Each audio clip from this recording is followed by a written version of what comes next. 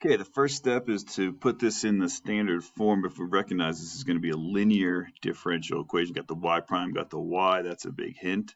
So first thing I'm going to do is put it in the form that I want. So I'll get that y prime by itself. So I do that by dividing by x to the 7th. Okay, and that leaves me with y prime plus 6 over y, x to the 7th, times y, and times y, times y equals, and then on the right I got this ugly looking guy, e to the 1 over x to the 6th all over x to the 7th. Okay, now my integrating factor is always going to be e integral that thing, right? So e to the integral 6x to the negative 7. And that's equal to, if we integrate that, we add 1 to the x to the negative 7, that's x to the negative 6, and then we divide by our new power. And then my integrating factor looks like this, e to the negative x to the negative 6, or 1 over x to the 6 if we want. Okay, so the next step is to multiply my differential equation, both sides by that. So let's see if I can squeeze that in right here. E to the negative 1 over x to the 6, e to the negative 1 over x to the 6. Sorry, that's messy. I'll clean that up. And e to the negative 1 over x to the 6. Good news. That times the product of these two things is 1.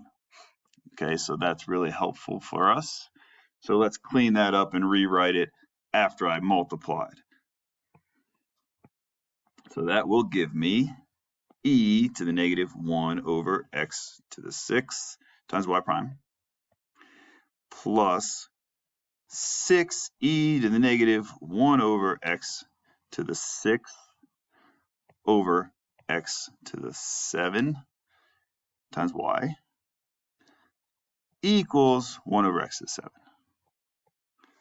Okay, pretty messy, but my right side's looking good. I guess there's a couple ways to do these problems. You can use that formula for the general solution that you'll see in your textbook, but I like to just do the process every time where I multiply by the integrating factor, and then I can see my product rule, right? On the left-hand side, what this is should be the result of a product rule. That's why this method works, because we're setting it up for that. So this should be the derivative of a product every time. Okay, and then we'll integrate that, and the antiderivative derivative just goes away. So what's the product? Well, it should also be just this times y, because if you remember your product rule, you leave one function alone, take the derivative of the other, and then you leave the y function alone and take the derivative of the first one, right? So in other words, it should always work out that it's e times 1 over x to the 6, this function times y derivative, right? Because if I do the product rule, then I leave this first function alone, take the derivative of y. And then I take the derivative of the first function and leave y alone. Okay, so I just like to do that work all the time just to see it. I can check my work to make sure if I want to, if I differentiate this, I should get this whole expression. And then why this method works so nicely is that when we anti-differentiate, the antiderivative of derivative will just leave you with that product. Let's come over here. So that's e to the negative 1 over x to the 6 times y equals x to the negative 7 would be x to the negative 6 over negative 6 plus c. And now we notice that y, we were given y of 1 equals e. So I'm going to replace x with 1. I'm going to replace y with e.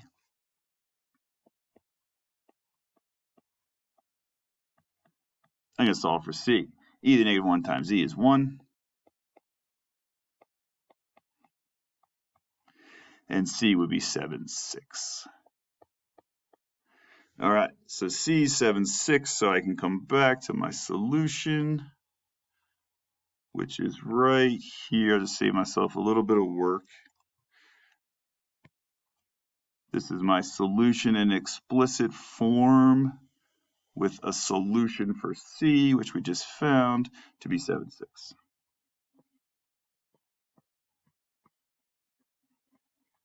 Okay, so there is my result, calculus done.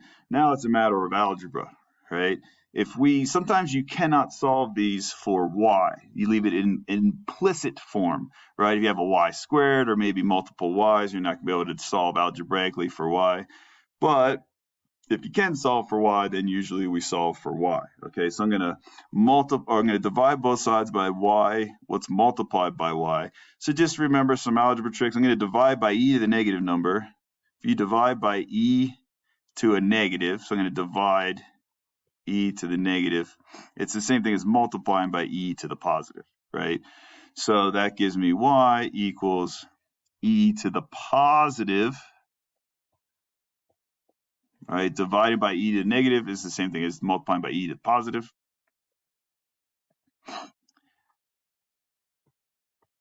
And then we could rewrite this. I'm just trying to get the answer that matches the solution from your textbook or from your homework. So this would be 1 over negative 6x to the 6, if I'm going to combine these guys. Okay, so this is a solution. I mean, this is correct for me. If you do this on a test and you leave your answer like this, is totally fine. I think WebAssign would take this, but typically in a math book, if you have two fractions added together, they're going to always add them together. So my LCD would be, since there's a 6 in both of those, would be 6x to the 6. And then I can combine. I get e to the 1 over x to the 6. And then my common denominator is we can move that negative just up here, 6x to the 6. And then I got 7x to the 6 minus 1.